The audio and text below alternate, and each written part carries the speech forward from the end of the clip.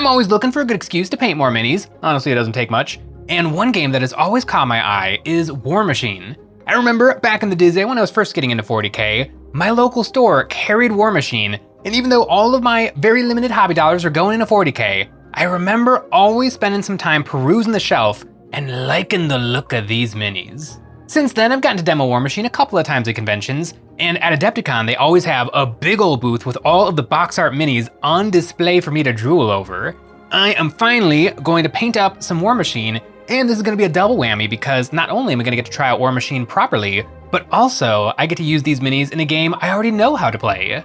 One-page rules. My crew is the Crucible Guard, a series of mad scientists with a menagerie of different weapons to wage war with.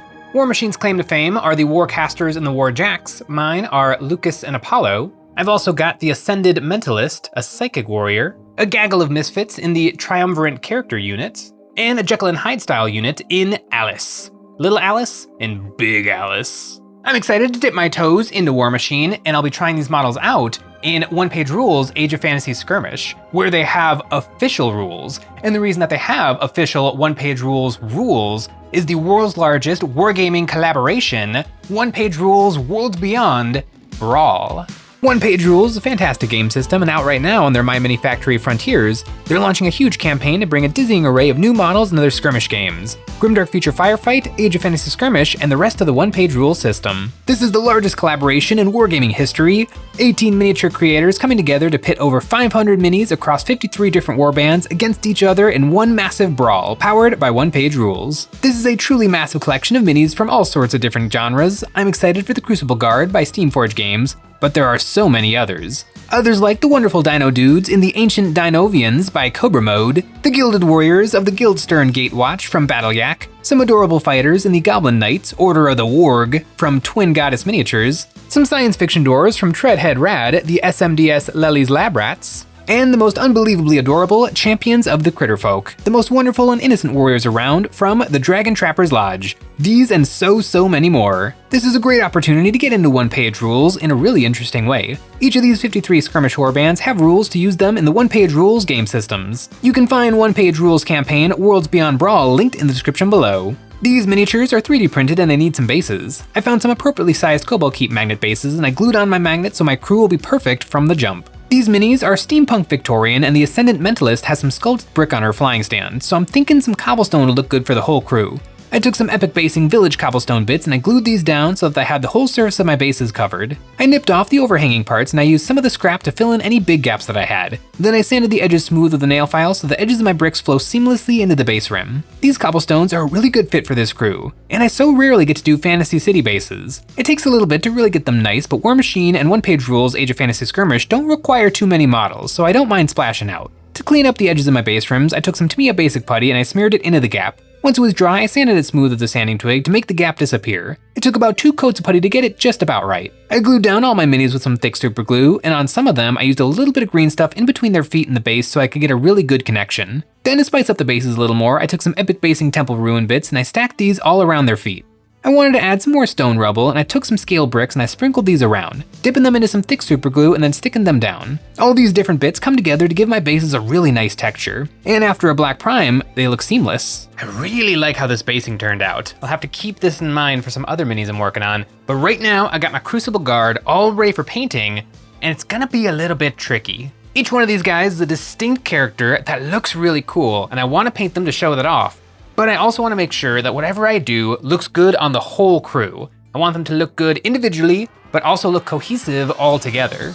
John Blanche has never steered me wrong before. I took Blighted Green, a dark saturated green color, and I blasted the whole crew. The Crucible Guard color scheme is a desaturated green, so I want to try and replicate that. With my green base coat applied, I want a Zenithal, and I mixed some titanium white with raw sienna. I'm hoping a more colorful Zenithal will keep my colors vibrant. I hit everything with a satin varnish to protect my undercoating, and I think to figure out this scheme, I'll start with the head honcho and his robot, Lucas and Apollo. I want to use speed paints to try and get a really good looking paint job quickly. For the armor, I put on Gunner Camo speed paint. This is a sort of army green. I thinned it a little to see what would happen, and it's a little bit more emerald green than I thought it would be, but I do kind of like the look. Then to do some highlights, I took some ice yellow, a warm white color, and I thinned this down into a glaze and I painted on some highlights, doing the raised areas and some edge highlights. This is working, but a little bit too big of a jump in hue and value to really look like it's a shiny green metal paint job. To shift it, I took some Ghoul Green, a very vibrant green speed paint, and I thinned this down about 50-50 with speed paint medium. Then I put this right over the work I've already done. This is a really transparent color, so it just tints it a little bit. Now that my green is much warmer, I can take the ice yellow and put on some highlights that are much more believable as reflections. I put on some glazy highlights and edge highlights, and the green was working. It took a little bit of time to really figure out this green, but now that I know, I think it'll go faster on everyone else. Also, these two guys have the most green on them. Now for the other stuff. For leather, I mixed up some dark wood and noble skin speed paint, and I put this all over the clothing and pouches. I also base coated all the stuff that'll be brass. Hopefully this will make a good undercoat. Then, like the green armor, I picked a regular paint, Space Dust. I probably could have used this on the green highlights too. It's a very warm white color, and I highlighted all the leather, mostly doing edge highlights on all the folds. Nice and quick, and the real star of the show is the green and the brass.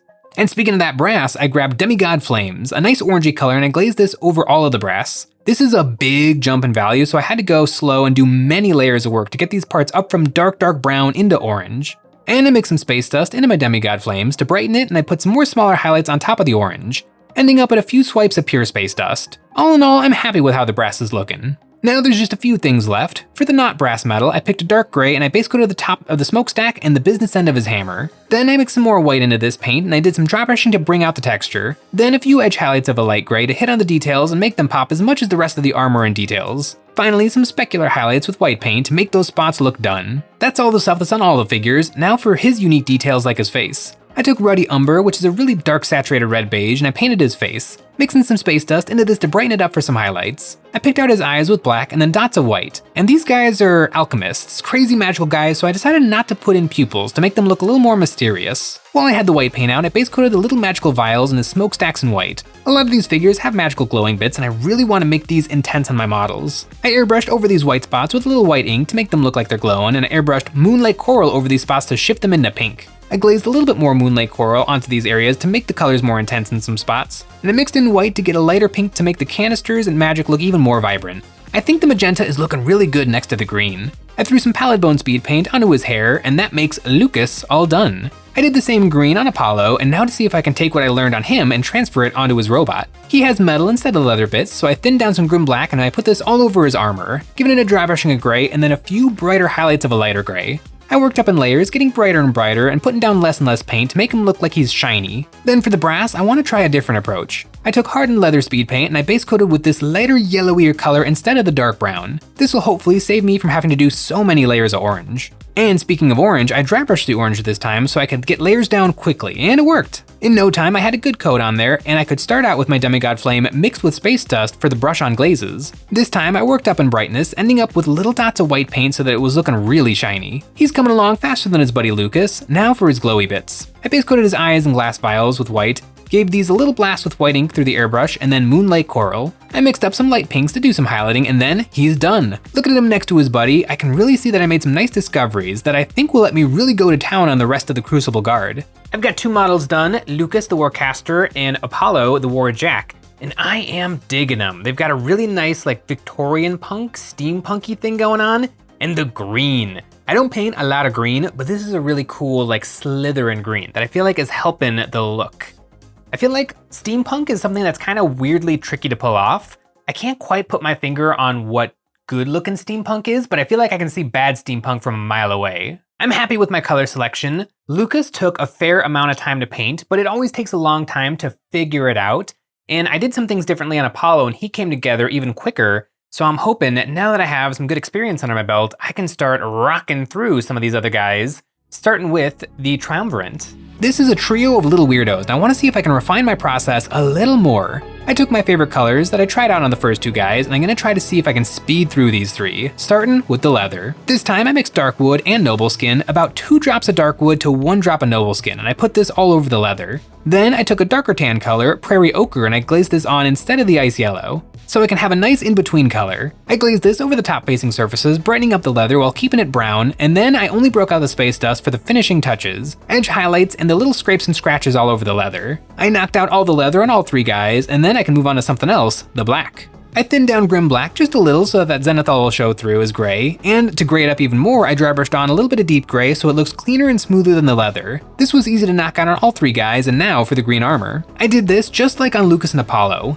With some experimenting, I might be able to figure out a way of mixing Gunner Camo and Ghoul Green, but it's so little armor I don't mind doing a few extra steps to get what I want. Gunner Camo, then highlights, then Ghoul Green, then final highlights of Ice Yellow. This is getting speedy and looking really good now that I've got it down to a science. Now before I tackle the brass, I think I need to hit the few unique features on each fella. For this gal, Mary, I used Pallid Bone on her hair and Ruddy Umber for her skin, just like on Lucas. For her hair, I made some small swipes of space dust so her hair looked brighter and more straw-like. I gave her the same white pupilless eyes and some brown on her gas mask. Then for Hieronymus, this guy's got big bulging muscles. I thinned down Ruddy Umber and glazed this all over the skin. This let the zenithal show through, and then, to get the shadows looking darker and more saturated, I took Goddess Glow and I glazed this in all the recesses, doing a few layers to get some parts darker. Then I came back with Ruddy Umber highlights and I mixed in some space dust, working it up to highlights until I was about 50-50 umber and space dust. He's got these weird scaly things, and I decided that these were bits of metal sticking out of him. I base coated these in Bladed Green, and then I did some highlights of yellow and then glazes of Ghoul Green. Maybe through some sort of alchemy, he has metal reinforced muscles. Then for Rosalind, she's nice and simple, just needed her face and hands picked out. I'm gonna use some Ruddy Umber on everyone to keep it simple, and for her hair, I used hardened leather to make her more of a redhead. And for her forehead, I made this black to match her jacket. That's all the unique parts taken care of. Now for the brass. I base coated all these bits in hardened leather speed paint, and then glazed on some Demigod Flame. Then I added some Ice Yellow, working all the way up to dots of pure white. This was really working out on these guys pretty quick. The only thing left is the glowing pink magic. Mary has test tubes like Lucas and has a beaker in her hand. I used white paint to undershade all of these things, then I gave them a blast of white ink through the airbrush to get the glow started, then Moonlight Coral, which I also glazed with the brush to get the recesses of these magical elixirs nice and dark. Then finally some highlights of white paint. These magical bits really bring the models together. These three turned out really good, and it didn't take much time to get them exactly how I wanted. I've got 5 Crucible Guard done, and I have discovered that I really enjoy painting up Warmachine models. I've always seen these guys out of the corner of my eye, but I've never gotten a chance to try them out, and I really like them. They're not quite sci-fi, not quite fantasy, they're somewhere in the middle, and that leaves a lot of room for some really dramatic painting. I am digging it. And speaking of digging, I've been digging into the one-page rules Age of Fantasy Skirmish. I've gotten to play a few games, and it really is an interesting rule set. It truly is one page. Now that one page is double-sided, and then as part of the Worlds Beyond Brawl collaboration, there is another just about a page of rules for specifically the Crucible Guard. So when it's all said and done, you're looking at about 3 pages of rules, which is still hilariously fewer than any other wargame I've ever played. Now, even with this incredibly truncated rule set, it is still a full, proper wargame. If you're familiar with Warhammer 40,000, the generic stuff will feel very familiar, the moving and shooting and fighting, but when it comes to the wounds, I really like how the one-page rule set handles it because it's very unique. Instead of your models having a typical number of wounds and number of health points, and when that reaches 0, they're dead, instead you can rack up any number of wounds, and instead of just dying, you place the die next to it showing the number of wounds you've taken, and then you have to take a wound effect check, where you roll a d6 and then you add that to the number of wounds you have, and if you ever roll 6 or higher, you're just dead. But if you roll under 6, you're still in the game. Some other rules can modify this, like tough. Apollo here has tough 3, so he can ignore 3 pips of damage before he has to start checking. But in general, what this wound system means is that your big bruiser could just fall over, unlikely, but it could happen, or your lowliest grunt could just keep rolling ones and never leave the battle all game. Also unlikely, but it could happen. One-page rules guesstimates that a game of Age of Fantasy Skirmish will take about 40 to 60 minutes. I don't know what you're doing if it's taken that long. It is a very fast game. And I am rapidly approaching getting to play that game again with these new figs. I've only got technically 2 left. I have Alice, and the Ascended Mentalist. The Ascended Mentalist is a very interesting mini with all sorts of straitjackety things and floating crazy hair. I threw my black recipe over her clothing and my leather recipe over the straps, and she's very close to being done. The only thing really different on her is her face and hair, and I have some big plans for that. I gave her face a coat of Ruddy Umber, doing some highlights on her forehead, cheeks, and chin. Then I picked out her eyes, but I don't want to finish off her face yet. I base coated her hair with another John Blanche color, Banshee Brown, then I dry brushed the same color mixed with a little bit of space dust. Then I took dark wood, thinned it down, and I glazed this into the recesses. Now her face and hair are all done, and I want her to really look magical, so I dotted her eyes with white, and then I painted some white into her hairline, glazing it up onto her hair and down onto her forehead to make it look like her head is glowing. Once I was happy with this, I took some Impish Rouge. I wanted to use this instead of Moonlight Coral speed paint so I can have some more control. Then I carefully glazed this very thin down over the white, letting it splash around her temples, cheeks, and up onto her big ol' hair. This might be my favorite magic wielder I've ever painted. And to get a little Crucible Guard green on her, I painted the floating bits of metal scraps surrounding her with the same Apollo recipe. Now only one model left, a character with 2 parts. And you know where you can find many parts? That's right, our website. On EonsOfBattle.com, we're all restocked on our excellent hobby goodies, Grey Tide Studio bits for your Space Marines, Army Painter paints, brushes, basing cork, ultra thin and ultra thick super glue, and we've got terrain. It's the best way to support us doing what we do by getting a membership. Each month, members get a credit good for any one terrain pack we've ever made, or the brand new one. New in May, we have created the Cyber City, a set of terrain perfect for any fast-paced wargame. These beautiful gleaming buildings are the picture of future affluence, ready to be fought over and on top of. These pieces were designed to give plenty of line of sight blocking terrain, with lots of room on top for miniatures to stand on. And with a stacking system, you can build your boards up into the air with lots of catwalks and staircases to let you battle in the 3rd dimension. To sprinkle around the city, there's also some sci-fi accessories like line of sight blocking hologram projectors, rooftop doors and computer terminals, crates and snack machines. Everything a future battlefield needs. This set of terrain was designed by us and is available at EonsOfBattle.com. I've used these colors so much now, I've got some serious experience under my belt. For her underclothes, they all got black, and her overclothes got leather. She seems like the rogue character, so a little extra leather felt appropriate. I painted her face with the same ruddy umber I've been using, and I decided because her face is a little easier to reach, I actually did give her pupils. Then for her hair, I used hardened leather again, but I mixed in some ancient honey so that her hair was more yellow. I hit the brass stuff with my brass recipe that I have perfected on the Triumvirate, and for the canisters on her back, the middle of it is full of these vials of mysterious purple goo. I made these glow pink with moonlight coral, and this detail is on both versions of Alice, so I decided to have it full on little Alice and then empty on big Alice, like it took all the potion to make her transform. And for Alice transformed, I want her skin to look different than Hieronymus. I mixed Goddess Glow and Ruddy Umber together to make a skin look redder and more sickly. Then I washed it all with Goddess Glow so that the texture was really harsh. Then for highlights, instead of nice glazy highlights on the raised areas, I took a sharp tipped paintbrush and I dragged lines all over, making sharp stripes all over her muscles. This makes the skin look tight and painful. I mixed in more space dust to make this brighter, and I kept on doing more and more lines right over one another, working up to pure ice yellow on the spines and fingers. I base coated her monstrous fingernails with Banshee Brown and then highlights of ice yellow.